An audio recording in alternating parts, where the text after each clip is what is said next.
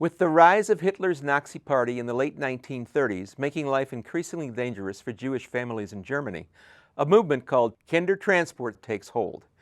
Jewish parents are allowed to send their children to foster homes, orphanages, etc. in England, where they will be safer than in the hostile atmosphere in their native land. Thus, Helga tearfully bids farewell to her daughter Eva, who escapes Germany and is taken in by a woman named Lil in Manchester, England. Lil quickly befriends the lonely and bewildered Eva, who at age 9 doesn't fully understand why her own parents have made such a terrible sacrifice. Despite Lil's kindness, Eva is emotionally scarred by what she perceives as abandonment, wondering what has happened to her parents. She carries her psychological trauma into adulthood, exacerbating her tenuous relationship with her own troubled daughter, Faith. Always lurking in the shadows is Eva's, now Evelyn, haunting memories of the rat catcher, a sinister figure from a tale she was told as a child, who seems still to stoke Evelyn's fears. Nearly 40 years have passed since Eva was put aboard the Kindertransport, but the terrors that forced that evacuation menacingly linger. Mustard Seed Theater has opened its 10th anniversary season with a spellbinding, affecting production of Diane Samuels' superb drama based on the real-life experiences of nearly 10,000 mostly Jewish children in World War II. Company artistic director Deanna Gent realizes the full potential of this emotionally scarring tale through the riveting efforts of her inspired cast and crew. Action unfolds on an imaginative set designed by Kira Bishop that is comprised of 2 tiers, with the bottom level ironically representing the attic in Lil's home, with steps at stage right leading to young Eva's bedroom. Other scenes, such as a meeting between Eva and a Nazi guard at a railroad station, take place at center stage in front of the set.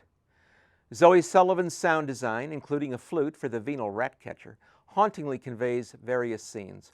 It's augmented by Michael Sullivan's lighting and some carefully appointed props pulled together by Meg Brinkley, such as a standalone ashtray from another era when smokers were omnipresent.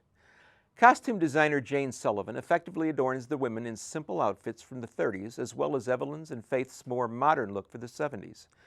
Thanks to the diligent efforts of German language coach Marlene Renee Coveilleux and vocal coach Nancy Bell, cast members speak with authentically sounding dialects, whether the thick English accent of working-class Manchester or the German influence in Helga's speech. Samuel's 2-act story moves freely between scenes set in the 30s and the 70s, often handled as subtly as in the movement in Michael Sullivan's carefully selected lighting. As the play moves to its heartbreaking conclusion, the sometimes curious behavior of Samuel's characters makes more sense, poignant and terribly sad all at once. Michelle Hand is a marvel to observe as the adult Evelyn. As Samuels progresses her story, Hand transforms from a self-assured, iron-willed matron into the fragile shell of a woman suffering from deep psychological wounds lurking barely beneath the surface. She's the focal point for a number of harrowing scenes between Evelyn and her emotionally stunted daughter Faith, who is desperate to know more about her extended family. Katie Keating brings out Faith's immaturity as well as her determination to uncover her mother's mysterious past. Kirsten DeBrew excels as Lil, the foster mother who sets aside her own troubles to lend a loving hand to a confused child from a foreign land. She exerts her steadying influence on both her daughter and granddaughter, even as she learns some unpleasant truths in the process. Kelly Weber conveys the awful decisions faced by Helga as she tries to protect her daughter from the Nazi menace encroaching in their lives, and has a superior turn in a later unnerving scene at a train depot. Weber's real-life daughter, Hannah Ryan, shows considerable acting expertise herself as the confused and troubled Eva, who relies on her own instincts for survival in the face of what historian Hannah Arendt called the banality of evil.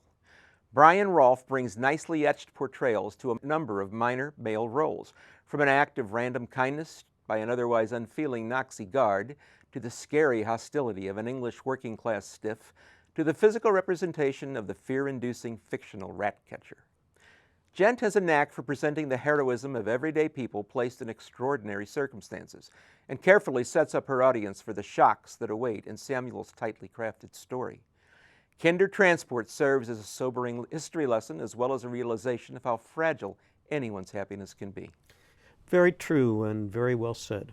It was a remarkable production. Hey, thanks for watching. Click here to subscribe and check us out on Facebook. The link is below.